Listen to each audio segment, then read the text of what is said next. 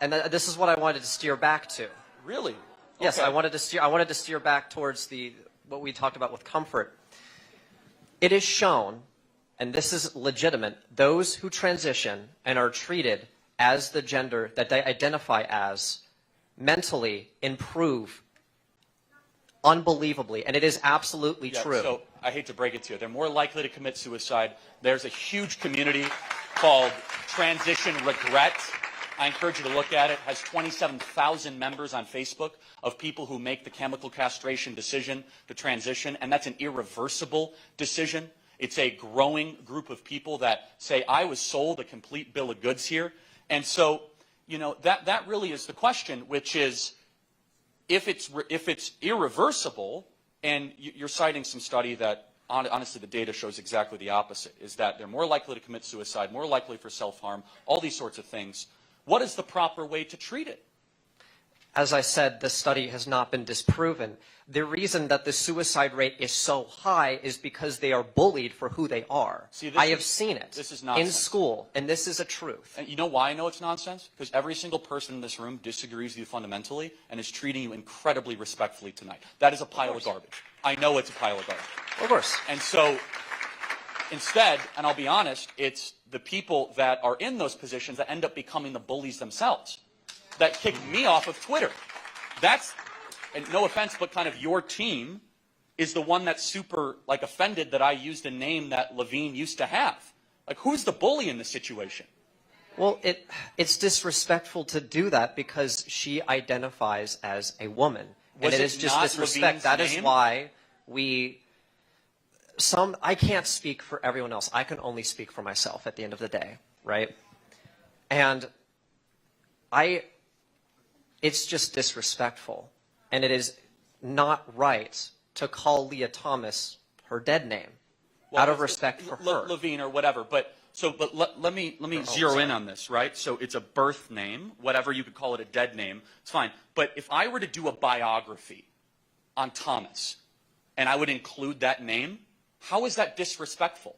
Isn't that, like, let's take your argument at face value. Wouldn't that be a journey of transition, a courageous movement towards who you really are? Like an uplifting kind of sort of story and saga from the man I used to be and the woman I am now? How's that disrespectful?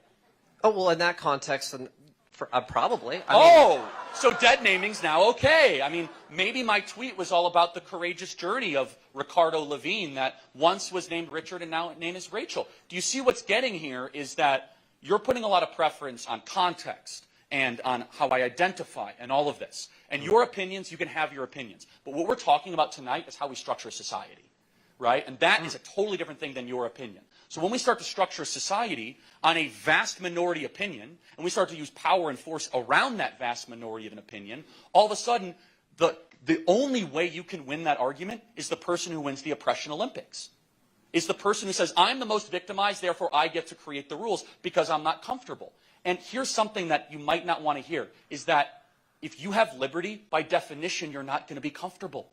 You cannot have liberty and comfort. You can't have them together. Instead, you know what? And I think deep down you have this in you. You can get stronger.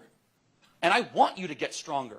Instead of you trying to remove everything that offends you in the world, I want you to dig deeper and be tougher than the people around you. That's what we believe. Final thought. Final thought. Yeah. Oh, final thought. Sorry. Trying to think of a final thought. At the end of the day, like, no hate towards you. I respect your opinion. Of course, like, I'm not here to, cause a fight or an intense argument. I'm just saying I disagree.